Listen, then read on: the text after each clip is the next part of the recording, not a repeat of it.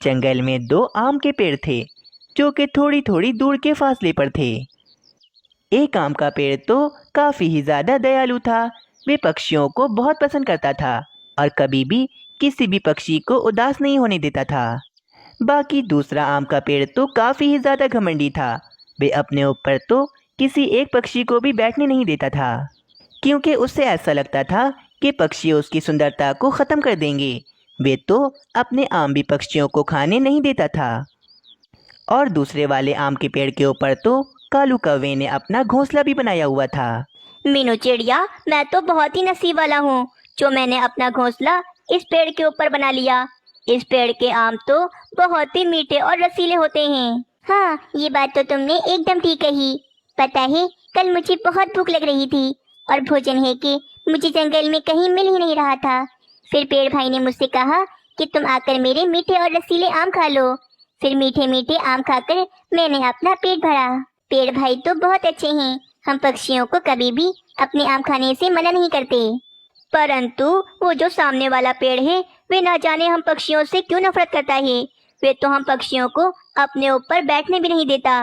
हाँ, वे आम का पेड़ बहुत विशाल है और उस पर काफी ज्यादा मीठे मीठे आम लगते हैं, इसीलिए उसे अपने ऊपर बहुत ज्यादा घमंड है। पक्षियों की सारी बातें एकदम ठीक थी। उस आम के पेड़ को अपनी सुंदरता पर काफी ही ज्यादा घमंड था। हाय रे, आज तो बहुत ज्यादा थक गई। ऐसा लगता है कि ये गर्मी तो मुझे मार ही डालेगी। तभी बुलबुल को वे विशाल आम का पेड़ दिखता है। चलो, इस आम के पेड़ के मीठे और रसीले आम खाती हूँ और अपना पेट भरती हूँ। बुलबुल जैसे ही उस घमंडी आम के पेड़ के ऊपर आकर बैठती है तो वे आम का पेड़ तो गुस्से में काफी जोर जोर से हिलने लगता है।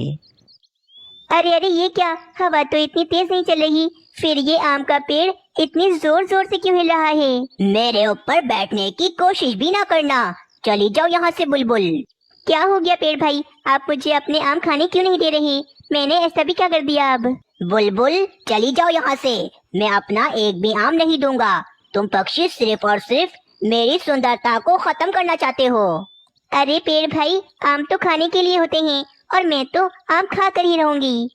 फिर वे बुलबुल दोबारा से आम के पेड़ के ऊपर बैठती है और वे आम का पेड़ गुस्से में जोर जोर से हिलने लगता है, जिस कारण वे बुलबुल उस पेड़ से नीचे गिर जाती है।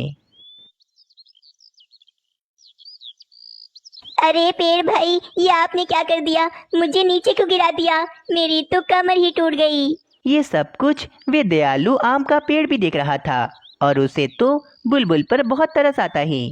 बुलबुल बहन, मेरी बात सुनो, उदास मत हो, आप मेरे पास आ जाओ, मेरे मीठे मीठे आम खा लो आकर। फिर बुलबुल उस दयालु आम के पेड़ के पास आती है और उसके आम खाकर अपनी भूख मिटाती है। बहुत बहुत शुक्रिया आपका पेड़ भाई, आप तो बहुत ज्यादा अच्छे हो। सारे ही पक्षी उस दयालु आम के पेड़ के ही आम खाते थे और वे दयालु आम का पेड़ बस हर समय घमंडी पेड़ को ही समझाता रहता था। अरे पेड़ भाई, ऐसा भी क्या गुस्सा करते हो तुम? तुम्हारे गुस्से की वजह से पक्षियों को ना जाने कितनी तकलीफ होती है, और अगर पक्षी तुम्हारे आम खाएंगे तो कितना अच्छा होगा। बस बस मूर्ख पेड़, मुझे ना समझाओ, तुम तो बहुत ही ज्यादा मूर्ख हो। देखो तो मैं कितना ज्यादा साफ सुथरा हूँ, और जबकि पक्षियों ने तुम पर घोंसला बनाकर तुम्हारी सारी सुंदरता ही खत्म कर दी। पेड़ भाई, हम पेड़ों पर तो पक्षी ही बैठते हैं और अपना घोंसला बनाते हैं, यही तो हमारी सुंदरता है, और हम तो दूसरों की मदद के लिए होते हैं। वैसे एक बात कहूँ, आपको इतना भी घमंड नहीं करना चाहिए। बस करो, मुझे तुम्हारा भाषण और नहीं सुनना। मैं बहुत ज्यादा सुंदर पेड़ हूँ और मैं अपने पास कभी पक्षियों को आने भी नहीं दूंगा। बस फिर वे दयालु आम का पेड़ चुप हो जाता है। अगले दिन पक्षियों के बच्चे आपस में खेल रहे थे। पक्षियों, सब जाकर छुप जाओ, बस मैं आ रहा हूँ सबको ढूंढने। फिर नन्हा कबूतर और नन्हा तोता छुपने के लिए चले जाते हैं। अरे मैं कहाँ छुपूं? मुझे तो छुपने की कोई जगह ही नहीं मिल रही। राजू कौवा तो मुझे ढूंढ लेगा। हाँ, एक काम करता हूँ, वो जो सामने बड़ा सा आम का पेड़ है, मैं उसमें जाकर छुप जाता हूँ। राजू कौवा मुझे नहीं ढूंढ पाएगा। फिर मानो चिड़ा आकर उस घमंडी आम के पेड़ के पत्तों में छुप जाता है।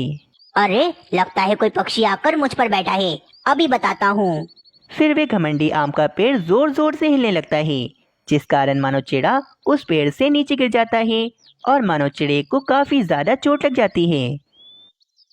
अरे मानो चिड़े, ये क्या हो गया? तुम्हें तो इतनी ज्यादा चोट लग गई। आइंदा मेरे करीब भी मत आना, वरना तुम सबको जान से मार दूंगा। मानो चिड़े, मैं अभी तुम्हारी मम्मा को बुला कर लाता हूँ।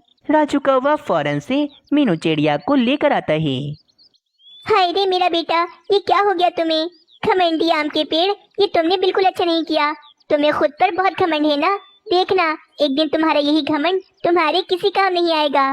बस बहुत हो गया, आज से कोई भी पक्षी तुम्हारे ऊपर नहीं बैठेगा। और याद रखना मेरी बात, तुम्हें तुम्हारे घमंड की एक दिन सजा जरूर मिलेगी।